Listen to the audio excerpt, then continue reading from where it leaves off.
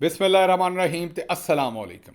28 ਫਰਵਰੀ ਪਾਕਿਸਤਾਨ ਦੇ ਵਿੱਚ ਜੁਮੇ ਦੀ ਦੁਪਹਿਰ ਤੇ ਅੱਜ ਦੇ ਪੰਜਾਬੀ ਵੀਲੌਗ 'ਚ ਚੜ੍ਹਦੇ ਤੇ ਲਹਿੰਦੇ ਪੰਜਾਬ ਦੇ ਸੱਜਣਾ ਤੇ ਮਿੱਤਰਾਂ, ਭੈਣਾਂ ਤੇ ਭਰਾਵਾਂ, ਮਾਵਾਂ ਤੇ ਬਜ਼ੁਰਗਾਂ ਨੂੰ ਜੀ ਆਇਆਂ ਨੂੰ।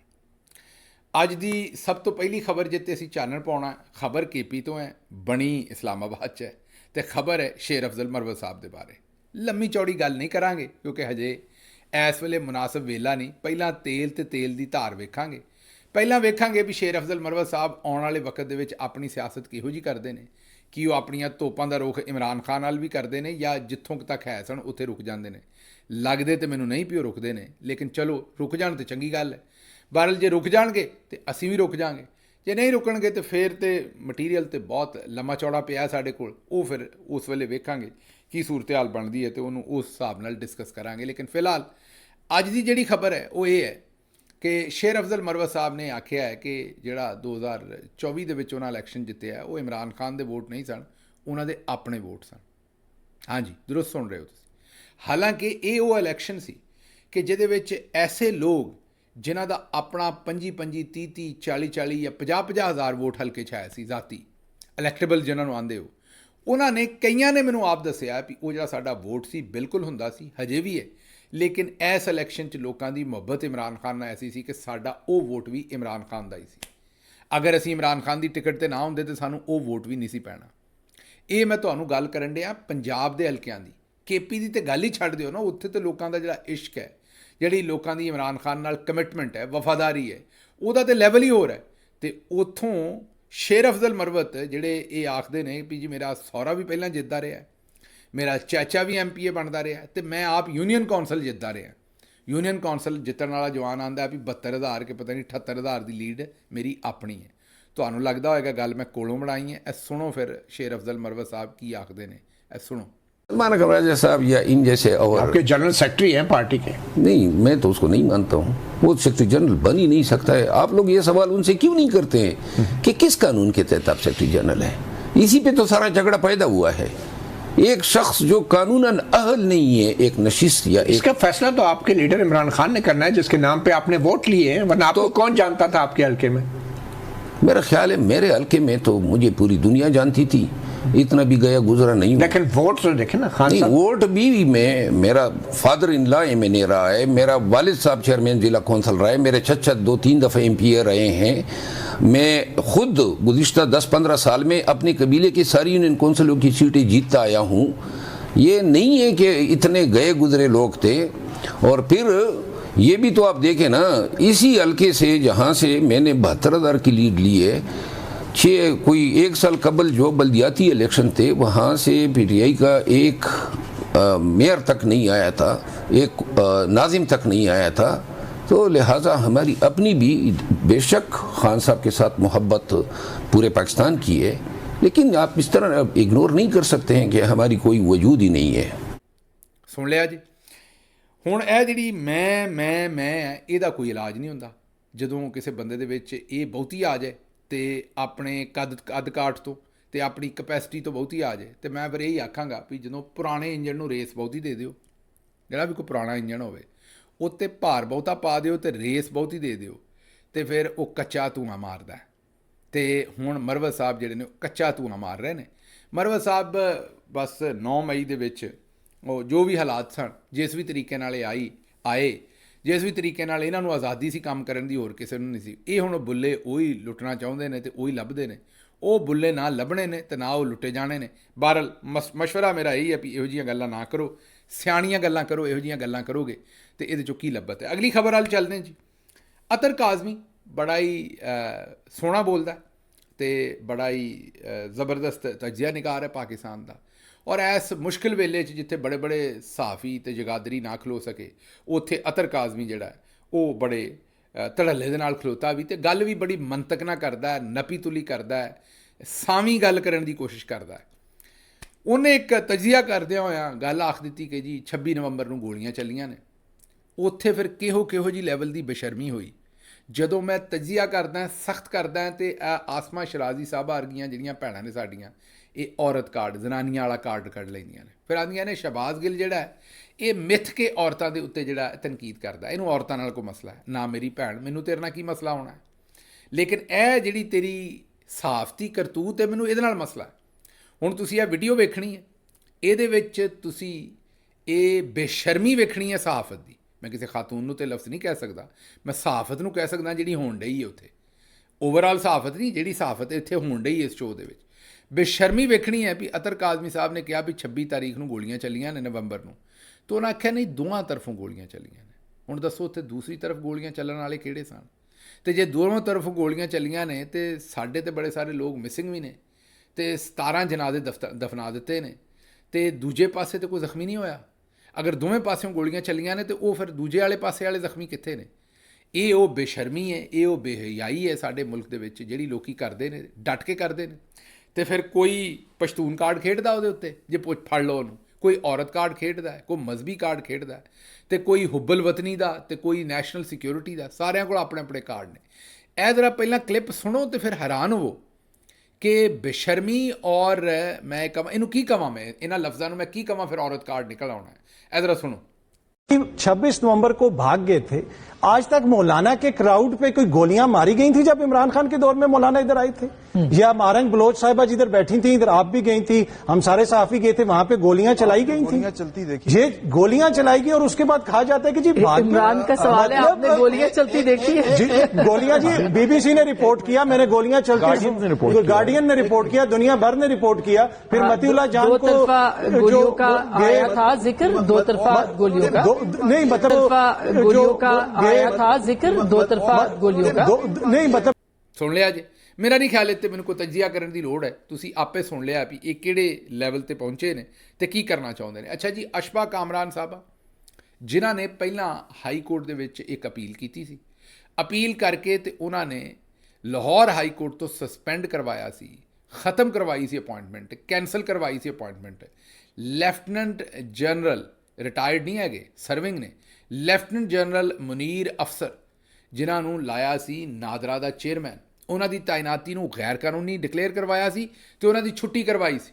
ਫਿਰ ਕਾਜ਼ੀ ਫਾਇਜ਼ ਈਸਾ ਸਾਹਿਬ ਨੇ ਉਹ ਗੰਦਾ ਕੰਮ ਕੀਤਾ ਤੇ ਉਹਨਾਂ ਨੂੰ ਫੈਸਿਲੀਟੇਟ ਕਰਵਾਇਆ, ਉੱਤੋਂ ਥੱਲਿਓਂ ਫੈਸਲੇ ਕਰਾ ਕੇ, ਤੇ ਹੁਣ ਉਹਨਾਂ ਦੀ ਦੁਬਾਰਾ ਜਿਹੜੀ ਨਾਜਾਇਜ਼ ਉਹਨਾਂ ਦੀ ਅਪਾਇੰਟਮੈਂਟ ਹੈ ਉਹਨੂੰ ਹੁਣ ਪ੍ਰੋਲੋਂਗ ਕੀਤਾ ਹੋਇਆ। ਅੱਛਾ ਜੀ, ਇਹ ਤਾਂ ਮੈਂ ਤੁਹਾਨੂੰ ਦੱਸ ਦਿੱਤਾ ਹੈ ਕਿ ਅਸ਼ਫਾ ਕਾਮਰਾਨ ਸਾਹਿਬਾ ਜਿਹੜੀਆਂ ਨੇ ਉਹਨਾਂ ਨੇ ਮੁਨੀਰ ਅਫਸਰ ਸਾਹਿਬ ਦੇ ਨਾਲ ਮਾਮਲਾ ਸਾਰਾ ਕੀ ਕਰਵਾਇਆ। ਤੇ ਹੁਣ ਇਹ ਵੀ ਮੈਂ ਤੁਹਾਨੂੰ ਦੱਸ ਦਿੱਤਾ ਹੈ ਕਿ ਉਹਨਾਂ ਨੇ ਪੰਜਾਬ ਗਵਰਨਮੈਂਟ ਨੇ ਇਹ ਜਿਹੜੇ ਇਸ਼ਤਿਹਾਰਬਾਜ਼ੀ ਸ਼ੁਰੂ ਕੀਤੀ ਹੈ ਮਰੀਮ ਸਾਹਿਬਾ ਦੀਆਂ ਤਸਵੀਰਾਂ ਲਾ ਕੇ, ਤੇ ਹੁਣ 60 ਪੇਜਸ ਦੇ ਇਸ਼ਤਿਹਾਰ ਵੀ ਦਿੱਤੇ ਨੇ, ਤੇ ਇਲੈਕਟ੍ਰਿਕ ਬੱਸਾਂ ਤੇ ਹਰ ਸ਼ੈ ਉਹ ਵੀ ਉਹ ਕੋਰਟ 'ਚ ਲੈ ਗਏ ਨੇ। ਲੇਕਿਨ ਇੱਥੇ ਇੱਕ ਬੜਾ ਸਵਾਲ ਪੈਦਾ ਹੁੰਦਾ ਹੋਰ ਕਿ ਆਇਆ ਇਹ ਕੰਮ ਸਾਡੀ ਜਿਹੜੀ MPA ਔਰ ਸਾਡੀ ਜਿਹੜੀ ਅਪੋਜੀਸ਼ਨ ਹੈ ਪੰਜਾਬ ਦੀ, ਉਹਨਾਂ ਦਾ ਨਹੀਂ ਸੀ? ਇਸ ਦੇ ਨਾਲ ਇੱਕ ਸਵਾਲ ਇਹ ਵੀ ਪੈਦਾ ਹੁੰਦਾ ਹੈ ਕਿ ਪੰਜਾਬ ਹਕੂਮਤ ਦਾ ਸਾਲ ਪੂਰਾ ਹੋਇਆ, 8 ਫਰਵਰੀ ਨੂੰ ਪੂਰਾ ਹੋਇਆ, ਅੱਜ 30 ਫਰਵਰੀ ਹੋ ਗਈ। ਮਰੀਮ ਨਵਾਜ਼ ਸ਼ਰੀਫ ਸਾਹਿਬਾ ਨੂੰ ਲੇਟ ਚੇਤੇ ਆਇਆ ਕਿ ਉਹਨਾਂ ਨੇ ਆਪਣੇ ਸਾਲ ਦੀ ਕਾਰਕਰਦਗੀ ਲੋਕਾਂ ਦੇ ਸਾਹਮਣੇ ਰੱਖਣੀ ਹੈ। ਇਹ ਆਫਟਰ ਥਾਟ ਸੀ। ਜਦੋਂ ਉਹਨਾਂ ਦਾ ਸਾਲ ਮੁਕੰਮਲ ਹੋਇਆ ਤੇ ਉਸ ਵੇਲੇ ਉਹਨਾਂ ਨੇ ਲੋਕਾਂ ਦੇ ਸਾਹਮਣੇ ਇਹ ਚੀਜ਼ ਨਹੀਂ ਰੱਖੀ। ਆਫਟਰ ਥਾਟ ਦੇ ਹਿਸਾਬ ਦੇ ਵਿੱਚ ਉਹਨਾਂ ਨੇ ਇਹ ਚੀਜ਼ ਸਾਹਮਣੇ ਰੱਖੀ। ਲੇਕਿਨ ਸਾਡੇ ਜਿਹੜੇ MPAs ਨੇ ਔਰ ਸਾਡੇ ਜਿਹੜੇ ਉੱਥੇ ਲੋਕ ਨੇ ਸਾਰੇ, ਉਹਨਾਂ ਨੇ 1 ਸਾਲ ਦੀ ਜਿਹੜੀ ਕਾਰਕਰਦਗੀ ਦੇ ਉੱਤੇ ਕੋਈ ਵਾਈਟ ਪੇਪਰ, ਕੋਈ ਹੋਰ ਚੀਜ਼ ਜਿਹੜੀ ਉਹ ਸ਼ਾਇਆ ਨਹੀਂ ਕੀਤੀ। ਇਹੀ ਕੰਮ ਸਾਡਾ ਫੈਡਰਲ 'ਚ ਹੋਇਆ ਹੈ।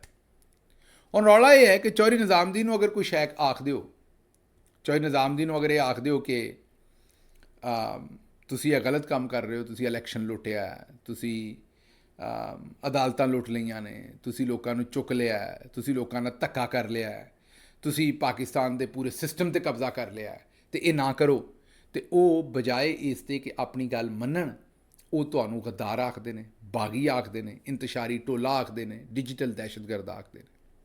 ਹੁਣ ਤੁਸੀਂ ਆਖੋਗੇ ਵੀ ਤਗੜੇ ਦੇ 37ਵੀਂ 100 ਹੁੰਦੇ ਨੇ, ਤੇ ਚੌਧਰੀ ਸਾਹਿਬ ਇਹ ਆਖ ਸਕਦੇ ਨੇ ਕਿ ਉਹਨਾਂ ਕੋਲ ਤਾਕਤ ਹੈ। ਨਹੀਂ, ਇਸ ਤਰ੍ਹਾਂ ਨਹੀਂ ਹੈ। ਇੱਥੇ ਜਿਹਦੇ ਕੋਲੋਂ ਥੋੜ੍ਹੀ ਜਿਹੀ ਤਾਕਤ ਆ ਜਾਏ ਨਾ, ਉਹ ਹੀ ਨਿਜ਼ਾਮਦੀਨ ਬਣਨ ਨੂੰ ਫਿਰਦਾ ਹੈ। ਇਹ ਹੁਣ ਜਿਹੜੀ ਅਸੀਂ ਗੱਲ ਕੀਤੀ, ਇਹ ਮਾੜੀ ਗੱਲ ਤਾਂ ਨਹੀਂ ਕੀਤੀ, ਲੇਕਿਨ ਹੁਣ ਸਾਡੇ ਜਿਹੜੇ MPA ਤੇ MNA ਉਹਨਾਂ ਰਲ ਕੇ ਮਗਰ ਪੈ ਜਾਣਾ ਵੀ ਇਹਨਾਂ ਗਿੱਲ ਸਾਹਿਬ ਦਾ ਕੋਈ ਬੰਦੋਬਸਤ ਕਰੀਏ, ਇਹਨਾਂ ਨੂੰ ਪਾਰਟੀ 'ਚੋਂ ਕਢਾਈਏ, ਇਹਨਾਂ ਨੂੰ ਫਲਾਣੇ ਥਾਂ ਤੋਂ ਕਢਾਈਏ, ਇਹਨਾਂ ਨੂੰ ਫਲਾਣੇ ਦਾ। ਇਹਨਾਂ ਸਾਡੇ 'ਤੇ ਕੋਈ ਗੱਲ ਕਰ ਦਿੱਤੀ, ਇਹਨਾਂ ਕਿਉਂ ਆਖ ਦਿੱਤਾ ਵੀ ਕੋਈ ਵਾਈਟ ਪੇਪਰ ਜਾਰੀ ਹੋਣਾ ਚਾਹੀਦਾ ਸੀ? ਇਹਨਾਂ ਕਿਉਂ ਆਖ ਦਿੱਤਾ ਕਿ ਸਾਲ ਦੀ ਇਹਨਾਂ ਦੀ ਪੂਰੀ ਕੱਚਾ ਚਿੱਠਾ ਸਾਹਮਣੇ ਲਿਆਉਣਾ ਚਾਹੀਦਾ ਸੀ? ਮਰੀਮ ਨਵਾਜ਼ ਨੇ ਜਿਸ ਵੇਲੇ, ਹੁਣ ਮੈਂ ਵੈਸੇ ਅਪੋਜੀਸ਼ਨ ਲੀਡਰ ਦਾ ਬਿਆਨ ਬੱਚਰ ਸਾਹਿਬ ਦਾ ਸੁਣਿਆ ਵੀ ਉਹ ਇਹਨਾਂ ਦਾ ਸਾਲ ਦੀ ਕਾਰਕਰਦਗੀ ਸਾਹਮਣੇ ਲਿਆਉਣਗੇ। ਲੇਕਿਨ ਕਦੋਂ ਸੁਣਿਆ? ਜਦੋਂ ਮਰੀਮ ਨਵਾਜ਼ ਨੇ ਪੂਰਾ ਰੱਜ ਕੇ ਆਪਣਾ ਹਫਤਾ ਮਨਾ ਲਿਆ ਆਪਣੀ ਕਾਰਕਰਦਗੀ ਦਾ। ਉਹ ਆਂਦੇ ਨੇ ਵੀ ਲੜਾਈ 'ਚ ਪਹਿਲੀ ਚਪੇੜ ਕਿੰਨੇ ਮਾਰੀ ਹੈ ਇਹ ਚੇਤੇ ਰਹਿੰਦੀ ਹੈ, ਮਗਰੋਂ ਜਿਹੜਾ ਕਸੁੰਨ ਵਕਤ ਤੋਂ ਬਾਅਦ ਤੁਹਾਨੂੰ ਚੇਤੇ ਆਏ ਨਾ, ਆਪਣੇ ਆਪ ਨੂੰ ਮਾਰ ਲੈਣਾ ਚਾਹੀਦਾ ਹੈ। ਅਗਰ ਤੁਸੀਂ ਵਾਕਈ ਮਰੀਮ ਨਵਾਜ਼ ਨੂੰ ਕੋਈ ਟਫ ਟਾਈਮ ਦੇਣਾ ਸੀ, ਜਿਹੜਾ ਹਜੇ ਤੱਕ ਤੇ ਨਹੀਂ ਦਿੱਤਾ 1 ਸਾਲ ਦੇ ਵਿੱਚ, ਹਾਲਾਂਕਿ ਜਿੱਡੀ ਕੋ ਝੱਲੀ ਤੇ ਜਿੱਡੇ ਕਮਲੇ ਕੰਮ ਕਰਦੀ ਹੈ, ਅਗਰ ਵਾਕਈ ਸਾਡੇ MPA ਮਿਥ ਲੈਣ ਤੇ ਪੰਜਾਬ ਦੇ ਵਿੱਚ ਬੜਾ ਚੰਗਾ ਰਗੜਾ ਲਾ ਸਕਦੇ ਨੇ ਨੂਨ ਲੀਗ ਨੂੰ। ਲੇਕਿਨ ਸਾਲ ਪੂਰਾ ਲੰਘਿਆ ਤੇ ਚੁੱਪ ਕਰਕੇ ਅਸੀਂ ਘੁੰਗਣੀਆਂ ਪਾਈ ਰੱਖੀਆਂ, ਥੱਲੇ ਵੀ ਤੇ ਉੱਤੇ ਵੀ। ਉਹ ਤੇ ਮਰੀਮ ਨੇ ਆਪਣਾ ਆਪ ਜਿਹੜਾ ਸੈਲੀਬ੍ਰੇਟ ਕੀਤਾ ਕਿ ਮੈਂ ਸਾਲ ਦੇ ਵਿੱਚ ਇਹ ਕੁਛ ਕੀਤਾ, ਤੇ ਫਿਰ ਇਹਨਾਂ ਨੇ ਹੁਣ ਆਖਿਆ ਵੀ ਅਸੀਂ ਵੀ ਕਰਾਂਗੇ। ਇਹ ਇਹਨਾਂ ਨੂੰ ਪਹਿਲਾਂ ਕਰਨਾ ਚਾਹੀਦਾ ਸੀ। ਇਸੇ ਤਰ੍ਹਾਂ ਇਹ ਜਿਹੜਾ ਅਸ਼ਵਾ ਕਾਮਰਾਨ ਸਾਹਿਬਾਂ ਨੇ ਰਿਟ ਕੀਤੀ, ਇਹ ਇਹਨਾਂ ਨੂੰ ਕਰਨੀ ਚਾਹੀਦੀ ਸੀ ਜਾ ਕੇ। ਇਸੇ ਤਰ੍ਹਾਂ ਉੱਤੇ ਵੀ ਸਾਡੇ MNAs ਨੂੰ ਵੀ ਇਹ ਕੰਮ ਕਰਨਾ ਚਾਹੀਦਾ ਸੀ। ਲੇਕਿਨ ਹੁਣ ਜਿਹੜਾ ਤਨਕੀਦ ਕਰੇਗਾ ਉਹ ਮਾਰਿਆ ਜਾਏਗਾ। ਸਾਰਾ ਕਸੂਰ ਉਹਦਾ ਹੋਏਗਾ ਵੀ ਤੂੰ ਇਹ ਗੱਲਾਂ ਕਿਉਂ ਕਰਨਾ। ਇਹ ਨਹੀਂ ਗੱਲ ਸੋਚਣਗੇ ਵੀ ਸਾਨੂੰ ਕੀ ਕਰਨਾ ਚਾਹੀਦਾ। ਬਹਰਹਾਲ ਅੱਗੇ ਚੱਲਨੇ ਜਨਾਬ, ਇਹ ਗੱਲ ਤੇ ਹੋ ਗਈ। ਲਾਹੌਰ ਦੇ ਵਿੱਚ ਮਰੀਮ ਸਾਹਿਬਾ ਹੁਣ ਜ਼ੇਰੇ ਜ਼ਮੀਨ ਟ੍ਰੇਨ ਬਣਾਉਣਾ ਚਾਹੁੰਦੀਆਂ ਨੇ ਔਰ ਉਹਦੀ ਕੀਮਤ 2.5 ਅਰਬ ਡਾਲਰ ਹੋਏਗੀ। ਸਾਊਦੀ ਅਰਬ ਤੋਂ ਜਿਹੜਾ ਪੈਸਾ ਲੱਭਣਾ ਉਹ ਮਤਵੱਕੇ ਉਹ ਤੋਂ ਸਰਮਾਇਆਕਾਰੀ ਤੋਂ 6 ਗੁਣਾ ਜ਼ਿਆਦਾ ਪੈਸਾ ਇਹ ਲੱਗੇਗਾ। ਰੈਕੋਟੈਕ ਜਿਹੜਾ ਅਸੀਂ ਵੇਚਿਆ ਉਹ ਮਤਲਬ ਜਿੰਨੇ ਦਾ ਵੇਚਿਆ ਉਸ ਤੋਂ 6 ਗੁਣਾ ਜ਼ਿਆਦਾ ਪੈਸੇ ਹੋਣ ਤੇ ਸਿਰਫ ਟ੍ਰੇਨ ਬਣੇਗੀ। ਇਹਨਾਂ ਦੇ ਚਾਚੇ ਨੂੰ ਲੋਕਾਂ ਨੇ ਆਖਿਆ ਸੀ ਵੀ ਜ਼ੇਰੇ ਜ਼ਮੀਨ ਕੋਈ ਸ਼ੈ ਬਣਾ ਲਓ, ਤਾਂ ਉਹਨਾਂ ਕਿਹਾ ਨਹੀਂ, ਥੱਲੇ ਨਹੀਂ ਬਣਾਉਣੀ, ਉੱਤੇ ਬਣਾਉਣੀ। ਲੇਕਿਨ ਕਿਉਂਕਿ ਥੱਲੇ ਲੋਕਾਂ ਨੂੰ ਨਜ਼ਰ ਨਹੀਂ ਆਉਂਦੀ। ਉਸ ਤੋਂ ਬਾਅਦ ਔਰ ਹੁਣੇ ਹੀ ਉਹਨਾਂ, ਤੁਹਾਨੂੰ ਚੇਤਾ ਹੀ ਉਹ ਜੰਗਲਾ ਬੱਸ ਤੇ ਜਿਹੜੀ ਉਹ ਟ੍ਰੇਨ ਉਹਨਾਂ ਨੇ ਬਣਾਈ, ਮਾਲਟਾ ਟ੍ਰੇਨ, ਇਹ ਹੁਣੇ ਹੀ ਬਣਾ ਕੇ ਗਏ ਨੇ ਉਹ 5-7 ਸਾਲ ਪਹਿਲਾਂ ਹੀ। ਅਤੇ ਹੁਣ ਭਤੀਜੀ ਆ ਗਈ, ਉਹਨਾਂ ਨੇ ਕਿਹਾ ਵੀ ਮੈਂ ਵੀ ਬਣਾਉਣੀ, ਮੈਂ ਜ਼ਮੀਨ ਦੇ ਥੱਲਿਓਂ ਦੀ ਕੱਢਾਂਗੀ ਟ੍ਰੇਨ। ਹੁਣ ਲੋੜ ਹੈ ਜਾਂ ਨਹੀਂ, ਇੰਨਾ ਪੈਸਾ ਸਾਡੇ ਕੋਲ ਹੈ ਜਾਂ ਨਹੀਂ, ਇਹਦੇ ਨਾਲ ਕੋਈ ਸੋਚ ਨਹੀਂ ਸਾਡੀ। ਫਿਰ PIA ਨੂੰ ਜਿਸ ਕੀਮਤ 'ਤੇ ਫਰੋਖਤ ਕਰਨ ਲੱਗੇ ਸਨ, ਉਹਦਾ ਪੈਸੇ ਨੂੰ 60 ਨਾਲ ਜ਼ਰਬ ਦੇ ਲਈਏ ਨਾ, ਤੇ ਫਿਰ ਜਾ ਕੇ ਸ਼ਾਇਦ ਟ੍ਰੇਨ ਬਣੇਗੀ। IMF ਦੇ ਕੋਲੋਂ ਜਿਹੜਾ ਕਰਜ਼ਾ ਲੱਭਾ ਉਹ ਵੀ ਦੁੱਗਣਾ ਲੱਭੇ ਤੇ ਫਿਰ ਜਾ ਕੇ ਇਹ ਟ੍ਰੇਨ ਸ਼ਾਇਦ ਬਣੇਗੀ। ਹੁਣ ਆਪ ਹਿਸਾਬ ਲਾ ਲਓ ਵੀ ਇਹ ਪੈਸਾ ਜਿਹੜਾ ਇੰਨਾ ਲਾ ਦੇਣਾ, ਇਹ ਨਾ ਸਾਡੇ ਕੋਲ ਪੈਸਾ ਹੈ। ਟ੍ਰੇਨ ਤੇ ਵੇਖੋ, ਅਗਰ ਪਾਕਿਸਤਾਨ ਦੇ ਕੋਲ ਨਿਊਯਾਰਕ ਵਰਗਾ 에ਅਰਪੋਰਟ ਬਣਾ ਲਈਏ ਤਾਂ ਬੜੀ ਚੰਗੀ ਗੱਲ ਹੈ, ਮਾੜੀ ਗੱਲ ਤਾਂ ਕੋਈ ਨਹੀਂ। ਲੇਕਿਨ ਆਇਆ ਆਪਣੇ ਕੋਲ ਪੈਸੇ ਹੈ, ਆਪਾਂ ਨੂੰ ਲੋੜ ਹੈ ਉਹਦੀ, ਨਾ ਸਾਡੇ ਕੋਲ ਪੈਸੇ ਨਾ ਸਾਨੂੰ ਲੋੜ। ਤੇ ਇਹ ਹੁਣ ਕੰਮ ਕਰਨ ਲੱਗੇ ਨੇ ਕਿਉਂਕਿ ਖਾਤਾ ਹੈ ਤਾਂ ਲਗਾਤਾ ਹੈ। ਇਹ ਲਾਉਣਗੇ ਤੇ ਖਾਣਗੇ, ਜ਼ਾਹਿਰ ਹੈ। ਅਗਰ ਲਾਉਣਗੇ ਨਹੀਂ ਤਾਂ ਖਾਣਗੇ ਕਿੱਥੋਂ? ਤੇ ਇਸ ਲਈ ਲੰਮਾ ਪੈਸਾ ਜਿਹੜਾ ਉਹ ਲਾਉਣਾ ਹੈ ਤੇ ਫਿਰ ਲੰਮਾ ਹੀ ਉਹਦੇ ਵਿੱਚੋਂ ਜਿਹੜਾ ਉਹ ਖਾਣਾ ਹੈ। ਅੱਛਾ ਜੀ, ਅਗਲੀ ਖਬਰ ਜਿਹੜੀ ਹੈ ਉਹ ਮਰੀਮ ਔਰੰਗਜ਼ੇਬ ਸਾਹਿਬਾ ਨੇ ਕਿਹਾ ਹੈ ਕਿ ਮਰੀਮ ਨਵਾਜ਼ ਨੇ ਆਪਣਾ ਕੀਤਾ ਹੋਇਆ ਹਰ ਵਾਅਦਾ ਪੂਰਾ ਕੀਤਾ ਹੈ। ਸਿਰਫ 1 ਸਾਲ 'ਚ ਉਹਨਾਂ ਨੇ ਪੰਜਾਬ ਨੂੰ ਦੋਹਰੇ ਆਪਣੇ ਪੈਰਾਂ 'ਤੇ ਖੜਾ ਕਰ ਦਿੱਤਾ। ਬੱਲੇ ਬੱਲੇ ਬੱਲੇ, ਇਹ ਖੜਾ ਕਰਨ ਵਾਲਾ ਕੰਮ ਠੀਕ ਕਿਹਾ ਤੁਸੀਂ, ਬਿਲਕੁਲ। ਮਰੀਮ ਸਾਹਿਬਾ ਨੇ ਪੂਰੇ ਪੰਜਾਬ ਨੂੰ ਖੜਾ ਕਰ ਦਿੱਤਾ ਜਨਾਬ, ਇਹੋ ਜਿਹਾ ਖੜਾ ਕਰ ਦਿੱਤਾ ਵੀ ਪੰਜਾਬ ਬਹਿਣ ਹੀ ਨਹੀਂ ਡਿਆ। ਪੰਜਾਬ ਦੀ ਤੇ ਨਾ ਕਿਸਾਨ ਬਹਿਣ ਡਿਆ ਜਿਹਦੀ ਕਣਕ ਤਬਾਹ ਫੇਰ ਦਿੱਤੀ ਹੈ, ਨਾ ਮਜ਼ਦੂਰ ਬਹਿਣ ਡਿਆ। ਤੁਹਾਨੂੰ ਹੁਣੇ ਦੱਸਿਆ ਵੀ 500 ਮਿੱਲਾਂ ਦੇ ਵਿੱਚੋਂ 187 ਬੰਦ ਹੋਈਆਂ ਨੇ, 147 ਉਹਨਾਂ 'ਚੋਂ ਪੰਜਾਬ ਦੀਆਂ ਮਿੱਲਾਂ ਨੇ। ਹੋਰ ਕਿਹੜੀ ਕਿਹੜੀ ਗੱਲ ਤੁਹਾਨੂੰ ਮੈਂ ਦੱਸਾਂ। ਤੇ ਬੁਲਬੁਲੇ ਕਿਹੜੇ ਮਾਰਦੇ ਨੇ, ਜਾਂ ਬਦਮਾਸ਼ੀ ਕਿਸ ਗੱਲ ਦੀ ਹੈ, ਜਾਂ ਧਮਕੀਆਂ ਕਿਹੜੀਆਂ ਨੇ? ਉਹ ਨੇ ਕਿ ਜੀ ਅਸੀਂ ਗੋਭੀ ਸਸਤੀ ਕਰ ਦਿੱਤੀ, ਅਸੀਂ ਆਲੂ ਸਸਤਾ ਕਰ ਦਿੱਤਾ। ਆਲੂ ਗੋਭੀ ਤੁਹਾਡੀ ਵਜ੍ਹਾ ਤੋਂ ਸਸਤਾ ਨਹੀਂ ਹੋਇਆ, ਉਹ ਕਣਕ ਕਿਉਂਕਿ ਤੁਸੀਂ ਖਰੀਦੀ ਨਹੀਂ। ਤੇ ਉਹਨਾਂ ਨੇ ਜਿਹੜੇ ਜ਼ਿਮੀਂਦਾਰ ਸਨ ਜਿਨ੍ਹਾਂ ਨੇ ਕਣਕ ਕਿਉਂਕਿ ਤੁਸੀਂ ਖਰੀਦੀ ਨਹੀਂ ਤੇ ਉਹ ਕਣਕ ਉਹਨਾਂ ਦੀ ਖਰਾਬ ਹੋ ਗਈ ਫਸਲ, ਉਹਨਾਂ ਨੇ ਇਸ ਵਾਰੀ ਤੰਗ ਆ ਕੇ ਕਣਕ ਦੀ ਜਗ੍ਹਾ 'ਤੇ ਗੋਭੀ ਆਲੂ ਸਬਜ਼ੀਆਂ ਲਾ ਛੱਡੀਆਂ। ਕਿਉਂਕਿ ਬਹੁਤਿਆਂ ਕਿਸਾਨਾਂ ਨੇ ਗੋਭੀ ਆਲੂ ਤੇ ਦੂਜੀਆਂ ਸਬਜ਼ੀਆਂ ਲਾ ਛੱਡੀਆਂ। ਉਹ ਡਿਮਾਂਡ ਉਨੀ ਸੀ, ਸਪਲਾਈ ਵੱਧ ਗਈ ਤੇ ਉਹ ਹੁਣ ਵਿਕਣ ਨਹੀਂ ਰਹੀ ਉਹਨਾਂ ਦੀ ਸਬਜ਼ੀ। ਇਸ ਵਜ੍ਹਾ ਤੋਂ ਉਹਨਾਂ ਸਸਤੀ ਕਰ ਦਿੱਤੀ। ਇਹਦੇ 'ਚ ਤੁਹਾਡਾ ਕੀ ਕੰਮ ਹੈ? ਇਹ ਤੁਹਾਡੀ ਮਿਸਮੈਨੇਜਮੈਂਟ ਹੈ ਕਿਉਂਕਿ ਇਹ ਜਿਹੜੀ ਸਬਜ਼ੀ ਵਿਕਣ ਡਈ ਇਹਦੇ ਨਾਲ ਕਿਸਾਨ ਫਿਰ ਪਿੱਛੋਂ ਮਾਰਿਆ ਗਿਆ। ਤੇ ਕਿਸਾਨ ਬੜੀ ਵੱਡੀ ਆਬਾਦੀ ਹੈ ਪਾਕਿਸਤਾਨ ਦੀ ਔਰ ਪੰਜਾਬ ਦੀ ਵੀ। ਤੇ ਇਹ ਤੁਸੀਂ ਜੋ ਕੁਝ ਕੀਤਾ ਉਹ ਸਾਰਿਆਂ ਦੇ ਸਾਹਮਣੇ ਹੀ ਹੈ। ਬਹਰਹਾਲ ਇਹ ਜਿਹੜੀਆਂ ਮੁਬਸ਼ਰ ਜ਼ੈਦੀ ਸਾਹਿਬ ਨੇ ਬੜਾ ਜ਼ਬਰਦਸਤ ਇੱਕ ਤਜਜ਼ੀਆ ਕੀਤਾ। ਉਹਨਾਂ ਕਿਹਾ ਜਿਹੜਾ ਬਾਜੀ ਨੇ ਇਹ ਜਿਹੜਾ ਪੰਜਾਬ ਹਕੂਮਤ ਦੇ ਇਸ਼ਤਿਹਾਰ ਦਿੱਤੇ ਨੇ, ਆਪਣੇ ਇਸ਼ਤਿਹਾਰ ਦਿੱਤੇ ਨੇ 60 ਸਫ਼ਿਆਂ ਦੇ ਉੱਤੇ, ਉਹਨਾਂ ਕਿਹਾ ਅਸਲ ਦੇ ਵਿੱਚ ਰਿਲੀਫ ਪੈਕੇਜ ਦਿੱਤਾ ਤੰਦੂਰ ਤੇ ਪਕੌੜਿਆਂ ਵਾਲਿਆਂ ਨੂੰ। ਅੱਛਾ, ਮੈਂ ਬੜਾ ਸੋਚਿਆ ਕਿ ਬਈ ਤੰਦੂਰ ਵਾਲਿਆਂ ਦਾ ਇਹਦੇ 'ਚ ਕੀ ਰੌਲਾ ਹੈ? ਇਸ਼ਤਿਹਾਰ ਬਾਜੀ ਦੇ ਛਪੇ ਨੇ, ਤਸਵੀਰਾਂ ਬਾਜੀ ਦੀਆਂ ਛਪੀਆਂ ਨੇ, ਤੰਦੂਰ ਵਾਲੇ ਤੇ ਪਕੌੜਿਆਂ ਵਾਲਿਆਂ ਨੂੰ ਰਿਲੀਫ ਕੀ ਹੈ? ਉਹਨਾਂ ਕਿਹਾ ਜੀ ਉਹਨਾਂ ਨੂੰ ਰੱਦੀ ਖਰੀਦਣੀ ਪੈਂਦੀ ਹੈ ਔਰ ਰੱਦੀ ਮਹਿੰਗੀ ਲੱਭਦੀ ਹੈ ਔਰ ਅਖਬਾਰਾਂ 'ਤੇ ਉਨੀਆਂ ਹੀ ਛਪਦੀਆਂ ਨੇ ਜਿੰਨੀਆਂ ਛਪਦੀਆਂ ਨੇ, ਜ਼ਾਹਿਰ ਹੈ। ਤੋ ਉਹਨਾਂ ਨੇ ਉਹ ਪਕੌੜੇ ਤੇ ਮੇਰਾ ਮਤਲਬ ਹੈ ਸਾਰਾ ਰੋਟੀਆਂ ਛੋਟੀਆਂ ਅਖਬਾਰ 'ਚ ਲਵੇਟ ਕੇ ਦੇਣੀਆਂ ਹੁੰਦੀਆਂ ਨੇ। ਤੇ ਹੁਣ ਕਿਉਂਕਿ ਹਰ ਅਖਬਾਰ ਨਾਲ 60 ਸਫ਼ੇ ਅਲੱਗ ਛਪੇ ਨੇ ਤੇ ਇਹਦਾ ਮਤਲਬ ਅਖਬਾਰ ਬਹੁਤੀ ਛਪ ਗਈ ਹੈ ਤੇ ਉਹ ਹੁਣ ਰੱਦੀ ਸਸਤੀ ਮਿਲ ਜਾਏਗੀ। ਤੇ ਉਹਨਾਂ ਕਿਹਾ ਬੁਨਿਆਦੀ ਤੌਰ ਤੇ ਬਾਜੀ ਨੇ ਪਕੌੜਿਆਂ ਵਾਲਿਆਂ ਨੂੰ ਤੇ ਰੋਟੀਆਂ ਵਾਲਿਆਂ ਨੂੰ ਰਿਲੀਫ ਦਿੱਤਾ ਇਹ ਜਿਹੜੇ 60 ਪੇਜ ਛਾਪ ਕੇ। ਤੇ ਐਵੇਂ ਇਤਰਾਜ਼ ਨਾ ਕਰੋ, ਇਹ ਆਪੇ ਹੁਣ ਉਹਦੇ ਵਿੱਚ ਪਕੌੜੇ ਤੇ ਰੋਟੀਆਂ ਲਵੇਟ ਲੋਕਾਂ ਨੂੰ ਦੇਣਗੇ, ਇਹ ਉਹਨਾਂ ਵਾਸਤੇ ਰਿਲੀਫ ਹੈ। ਵੈਸੇ ਗੱਲ ਠੀਕ ਹੈ, ਇਹਦੇ 'ਚ ਕੋਈ ਸ਼ੱਕ ਵਾਲੀ ਗੱਲ ਜਿਹੜੀ ਹੈ ਉਹ ਕੋਈ ਨਹੀਂ। ਅੱਛਾ ਜੀ, ਅੱਗੋਂ ਅਸਦੁੱਲਾ ਖਾਨ ਸਾਹਿਬ ਨੇ ਕਿਹਾ ਵੀ ਹੁਣ ਚੌਧਰੀ ਸਾਹਿਬ ਨੂੰ ਜਿਹੜਾ ਬਣਾਇਆ ਗਿਆ ਵਜ਼ੀਰ ਹੁਣ, ਉਹ ਇਸ ਤੋਂ ਬਣਾਇਆ ਗਿਆ ਵੀ ਉਹਨਾਂ ਇੱਜ਼ਤ ਤੇ ਨਿਕਾਹ ਦੇ ਕੇਸ ਦੇ ਵਿੱਚ ਗੰਦੀ ਗਵਾਹੀ ਦਿੱਤੀ ਸੀ। ਇਹ ਗੱਲ ਠੀਕ ਹੈ, ਹੋਰ ਤੇ ਉਹਨਾਂ ਦਾ ਕੋਈ ਕਾਰਨਾਮਾ ਸਾਨੂੰ ਸਮਝ ਨਹੀਂ ਆਉਂਦਾ, ਇਹ ਹੀ ਕਾਰਨਾਮਾ ਸਮਝ ਆਉਂਦਾ ਹੈ। ਔਰ ਲੱਗਦਾ ਇੰਝ ਹੀ ਹੈ ਕਿ ਇੱਜ਼ਤ ਔਰ ਨਿਕਾਹ ਦਾ ਜਿਹੜਾ ਕੇਸ ਹੈ ਉਹਦੇ 'ਚ ਉਹਨਾਂ ਨੇ ਜਿਹੜੇ ਉਹਨਾਂ ਨੇ ਮੈਂ ਹੀ ਆਖਾਂਗਾ ਵੀ ਜਿਹੜੇ ਉਹਨਾਂ ਨੇ ਸਰਵਿਸਿਜ਼ ਪ੍ਰੋਵਾਈਡ ਕੀਤੀਆਂ ਸਨ, ਆਪਣੀਆਂ ਗੰਦਾ ਕੰਮ ਹੀ ਕੀਤਾ ਸੀ ਜ਼ਾਹਿਰ ਹੈ ਜਿਹੜਾ, ਲੇਕਿਨ ਜਿਹੜੀਆਂ ਸਰਵਿਸਿਜ਼ ਪ੍ਰੋਵਾਈਡ ਕੀਤੀਆਂ ਸਨ ਉਹਨਾਂ ਦੀ ਵਜ੍ਹਾ ਤੋਂ ਹੁਣ ਉਹਨਾਂ ਨੂੰ ਵਜ਼ੀਰ ਬਣਾਇਆ ਗਿਆ। ਅੱਛਾ, ਤੁਰੇ ਜਾਂਦਿਆਂ ਜ਼ਰਾ ਇੱਕ ਇੰਟਰਵਿਊ ਸਾਡੇ ਸਾਹਮਣੇ ਆਇਆ, ਅਸੀਂ ਕਿਹਾ ਤੁਹਾਡੇ ਸਾਹਮਣੇ ਰੱਖੀਏ। ਇਹ ਸਾਜੀਆ ਸੋਹੇਲ ਸਾਹਿਬਾ ਨੇ ਕਦੇ PTI 'ਚ ਵੀ ਹੁੰਦੀਆਂ ਸਨ ਤੇ ਉਹ ਜਦੋਂ ਮੈਂ ਤੁਹਾਨੂੰ ਆਉਂਦਾ ਨਾ, ਕਈ ਵਾਰੀ ਇੱਕ ਦਿਨ ਪਹਿਲੇ ਵੀ ਮੈਂ ਇੱਕ ਮਿਸਾਲ ਦਿੱਤੀ ਸੀ ਵੀ ਅਗਰ ਇੱਕ 300 ਬੰਦਿਆਂ ਦੀ ਫਲਾਈਟ ਹੈ ਔਰ ਉਹਨੂੰ ਅਗਰ ਕੋਈ ਹਾਈਜੈਕ ਕਰ ਲੈਂਦਾ ਹੈ ਤੇ ਇੱਕ ਪਾਸੇ ਹਾਈਜੈਕਰ ਹੁੰਦੇ ਨੇ, ਇੱਕ ਪਾਸੇ ਤੁਸੀਂ ਹੁੰਦੇ ਹੋ। ਹੁਣ ਉਹ ਤੁਹਾਨੂੰ ਇਹ ਲੱਗਦਾ ਹੈ ਵੀ ਹਾਈਜੈਕਰ ਤੁਹਾਡੀ ਮੁਖਾਲਫ ਪਾਰਟੀ ਹੈ ਤੇ ਤੁਸੀਂ ਸਾਰੇ ਇੱਕ ਟੀਮ ਹੋ। ਹੁਣ ਜਦੋਂ ਤੁਸੀਂ ਇੱਕ ਟੀਮ ਹੋ ਤਾਂ ਤੁਹਾਡਾ ਮਕਸਦ ਕੀ ਹੁੰਦਾ ਵੀ ਹਾਈਜੈਕਰਾਂ ਤੋਂ ਕਿਸ ਤਰ੍ਹਾਂ ਜਾਨ ਛੁੱਟੇ ਤੇ ਆਪਣੀ ਜ਼ਿੰਦਗੀ ਬਚਾਈਏ। ਤੇ ਤੁਹਾਨੂੰ ਲੱਗਦਾ ਵੀ ਉਹਦੇ 300 ਬੰਦਾ ਨਾ ਤੁਸੀਂ ਇੱਕੋ ਜਿਹੇ ਜੇ ਸਾਰੇ ਇੱਕ ਟੀਮ ਜੋ ਹੋਏ, ਤੁਹਾਨੂੰ ਆਪਣਾ ਆਪ ਉਹਨਾਂ ਦੇ ਨਾਲ ਜੁੜਿਆ ਹੋਇਆ ਲੱਗਦਾ ਹੈ, ਆਪਣੇ ਵਰਗੇ ਲੱਗਦੇ ਨੇ, ਆਪਣੀ ਐਸੋਸੀਏਸ਼ਨ ਲੱਗਦੀ ਹੈ, ਕਿਉਂਕਿ ਸਾਰੇ ਹਾਈਜੈਕਰ ਤੁਹਾਡੇ 300 ਦੇ ਖਿਲਾਫ ਹੁੰਦੇ ਨੇ, ਤੁਹਾਨੂੰ ਮਾਰਨਾ ਚਾਹੁੰਦੇ ਨੇ। ਲੇਕਿਨ ਹਕੀਕਤ ਇਹ ਨਹੀਂ ਹੁੰਦੀ। ਉਹ ਜਿਹੜਾ 300 ਬੰਦਾ ਜਿਨ੍ਹਾਂ ਦਾ ਤਿਆਰਾ ਹਾਈਜੈਕ ਹੋਇਆ ਹੁੰਦਾ, ਉਸ ਵੇਲੇ ਤੋਂ ਮਜ਼ਲੂਮ ਹੁੰਦੇ ਨੇ ਸਾਰੇ 300 ਇਕੱਠੇ ਹੀ, ਇੱਕੋ ਹੀ ਜਹਾਜ਼ ਦੇ ਮੁਸਾਫਰ ਹੁੰਦੇ ਨੇ। ਲੇਕਿਨ ਉਹਨਾਂ ਦੇ ਵਿੱਚੋਂ ਕੋਈ ਸਕੂਲ ਟੀਚਰ ਹੋਏਗਾ, ਕੋਈ ਇਮਾਮ ਮਸਜਿਦ ਹੋਏਗਾ, ਕੋਈ ਗਿਰਜੇ ਦੇ ਵਿੱਚ ਆਪਣਾ ਜਿਹੜਾ ਉਹ ਆਪਣਾ ਉੱਥੇ ਪਾਦਰੀ ਹੋਏਗਾ, ਕੋਈ ਫਾਦਰ ਹੋਏਗਾ, ਕੋਈ ਬਿਸ਼ਪ ਹੋਏਗਾ, ਕੋਈ ਚੋਰ ਹੋਏਗਾ, ਕੋਈ ਡਾਕੂ ਹੋਏਗਾ, ਕੋਈ ਡਾਕਟਰ ਹੋਏਗਾ, ਕੋਈ ਪ੍ਰੋਫੈਸਰ ਹੋਏਗਾ, ਕੋਈ ਬਿਜ਼ਨਸਮੈਨ ਹੋਏਗਾ, ਕੋਈ ਕਾਤਲ ਹੋਏਗਾ, ਕੋਈ ਬੱਚਿਆਂ ਨਾਲ ਜ਼ਿਆਦਤੀ ਕਰਨ ਵਾਲਾ ਹੋਏਗਾ। ਮੈਨੂੰ ਹਰ ਤਰ੍ਹਾਂ ਦਾ ਬੰਦਾ ਉਸ 300 'ਚ ਬੈਠਾ ਹੋਏਗਾ, ਕੋਈ ਫਰਾਡੀਆ ਹੋਏਗਾ। ਤੇ ਉਹ ਫਿਰ ਜਦੋਂ ਉਹ ਮਾਮਲਾ ਹਟਦਾ ਹੈ, ਗਾਂਹ ਜ਼ਿੰਦਗੀ ਤੁਰਦੀ ਹੈ, ਤਾਂ ਤੁਹਾਨੂੰ ਪਤਾ ਲੱਗਦਾ ਯਾਰ ਇਹ ਸਾਰੇ ਇਹੋ ਜਿਹੇ ਨਹੀਂ। ਇੰਝ ਹੀ ਕਈ ਵਾਰੀ ਲੋਕੀ ਸਮਝਦੇ ਨੇ ਕਿ ਯਾਰ ਇਹ ਜਿਹੜੀ ਲੜਾਈ ਇਹਦੇ ਵਿੱਚ ਇਹ ਬੰਦਾ ਤਾਂ ਸਾਡੇ ਨਾਲ ਖਲੋਤਾ ਹੈ, ਇਹ ਸਾਡੇ ਵਰਗਾ ਹੀ ਹੋਣਾ, ਇਹ ਤਾਂ ਚੰਗਾ ਹੀ ਹੋਣਾ, ਇਹ ਤਾਂ ਹੀਰੋ ਹੀ ਹੈ। ਔਰ ਬਾਅਦ ਜਦੋਂ ਉਹਦੇ ਪਰਤ ਲੱਥਦੇ ਨੇ, ਜਿਵੇਂ ਪਿਆਜ਼ਾਂ ਦੇ ਗੰਢਿਆਂ ਦੇ ਪਰਤ ਲੱਥਦੇ ਨੇ, ਤਾਂ ਬੰਦੇ ਨੂੰ ਪਤਾ ਲੱਗਦਾ ਵਿੱਚੋਂ ਗੰਢੇਲ ਨਿਕਲ ਆਈ ਹੈ।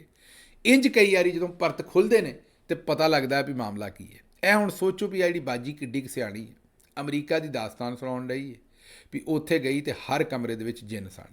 इधर ਪਹਿਲਾਂ ਸੁਣੋ ਵੀ ਆਖਣ ਕੀ ਰਹੀ। हमारी कॉन्फ्रेंस थी जिसमें हम सारे एमपी, जिसमें नून लीग के, पीटीआई के, पीपल्स पार्टी के, मेल फीमेल, हम सब लोग ना, अमेरिका एक बहुत मशहूर वो है रिजॉर्ट है जहाँ रहने के लिए ना होटल है।